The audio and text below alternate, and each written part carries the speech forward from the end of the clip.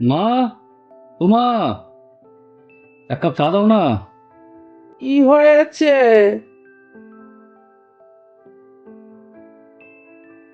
আমি পুজোতে বসেছি, পারবো না। যাকে এনেছিস তাকে বল, তাকে কি শুধু চাকরির জন্য এনেছিস? মানে তুমি দিলে কি হবে? উফ, বাবরে, সকালবেলা থেকেই ঝামেলা। মা, তোমাদের এই অস্বাভাবিক আচরণ না, মনে হয় আমি মোনামিকে নিয়ে অন্য কোথাও গিয়ে থাকি। যা ভালো বুঝিস কর, অসহ্য।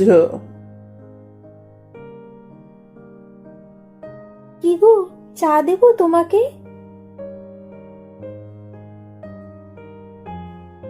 আজকে একটু তাড়াতাড়ি বেরোতে হবে, অফিসে একটু মিটিং আছে। ও আচ্ছা, টাইম হলে দাও, নয়তো আমি করে নিচ্ছি। দুপুরে লাঞ্চ একসাথে করছি আমরা তাহলে, সুরভিতে। শিওর, ঠিক আছে, বাই। দুপুরে দেখা হচ্ছে, কল করে নেবো তোমায়।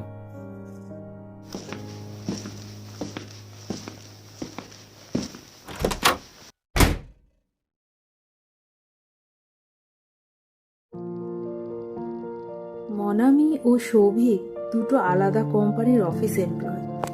বছরখানেক হচ্ছে তাদের বিয়ে হয়েছে।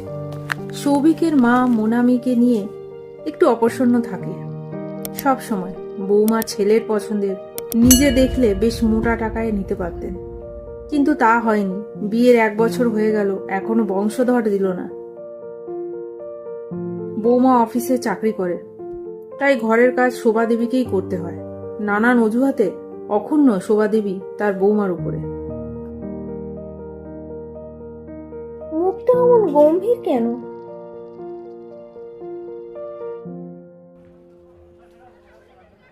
অফিসে কিছু হলো?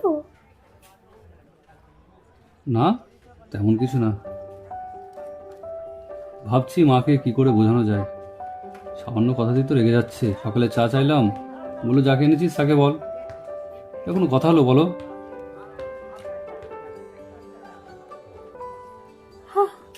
ছাড়ো, মায়ের বয়স হয়েছে, তাই বুঝতে পারছে না আজকাল টাকার কত প্রয়োজন। শোনো না, বলছি মাকে রাতে রান্না করতে মানা করো। আমরা খাবার নিয়ে যাব রাতে, সবাই একসাথে খাবো। ওসব তুমিই বলো, আবার কি বলবে ঠিক নেই। ওকে, আমি বলবো।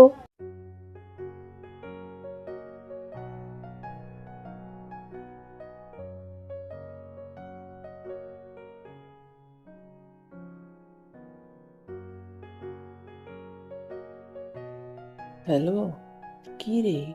তোকে তো পাওয়াই যায় না ফোনে। হ্যাঁ মা, বলো। না না, আজ খেয়েছিস? তোর শাশুড়ি দিল কিছু রান্না করে? আজকে অনেক সকালে বেরিয়েছি, না হলে তো দিতই। তুই আর চাপা দিস না, থাম। কেমন মহিলা রে, একটা বাচ্চা মেয়ের সাথে মা, আবার রেষারেষি তুমি করে। শুরু করলে? ঘোড়া দেখলে ঘোড়া। থাক না, যে যেমন তাকে সেভাবে মেনে নেওয়া ভালো। বাবা আমাকে তাই শিখিয়েছে মা। শোন না, সৌভিককে নিয়ে আয় একদিন। হ্যাঁ, আসবো। বাবা কেমন আছে? বাবা ভালো আছে। আমি রাখছি, অফিসে ঢুকবো মা। ঠিক আছে, রাখ।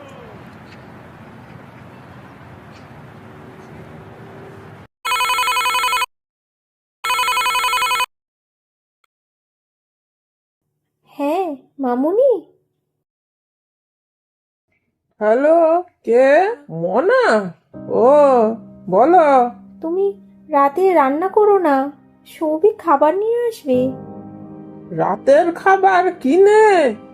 সারাদিন ওই খাবার খাইয়ে আমার ছেলেটার পেটের রোগ ধরিয়ে দিলে। আমাকে কি তাই চাইছো নাকি? তোমরা খেলে খাও, আমি ঘরেই খাবো। ও আচ্ছা, যেটা ভালো মনে করো তুমি।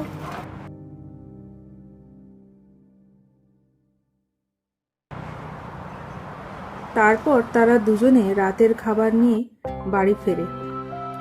সৌভিক মাকে ডাকতে যায়। মা, ও মা, একটু খাও, আসো।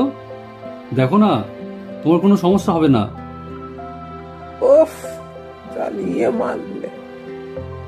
দেখো তোমার কোনো সমস্যা যাতে না হয়, তাই মোনা একদম লাইট মশলা দিয়ে তোমার জন্য ফেভারিট ফ্রাইড রাইস নিয়ে এসছে। ছেড়ে দাও সৌভিক, চলে এসো। ও, তোর কাছে নালিশ হয়ে গেছে এর মধ্যেই? আমি ওই সব আধিক্যতা পছন্দ করি না, তুই খেয়ে নে। আমি নালিশ? খেয়েছি আর খাবো না। কিসের নালিশ? মা, সবসময় না ভালো লাগে না, তুমি এগুলোর বাইরে কিছু ভাবতেই পারো না। ডিসগাস্টিং। শোনো না, মা ফোন করেছিল, একদিন যেতে বলছে দুজনকে। চলো, স্যাটারডে সানডে তো ছুটিই আছে, ঘুরেই আসি। দেখি শ্বশুরমশাই মনে হয় উইল টুইল কিছু বানিয়েছে। তোমার যত সব উল্টো পাল্টা কথা।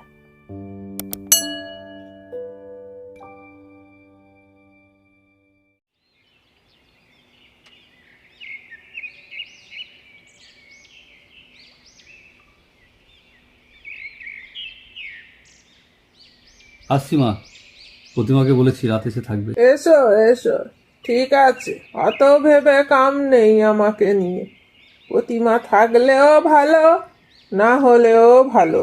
হ্যাঁ, তুমি একটু সাবধানে থেকো, আর কোনো প্রবলেম হলে না কল করো আমায়।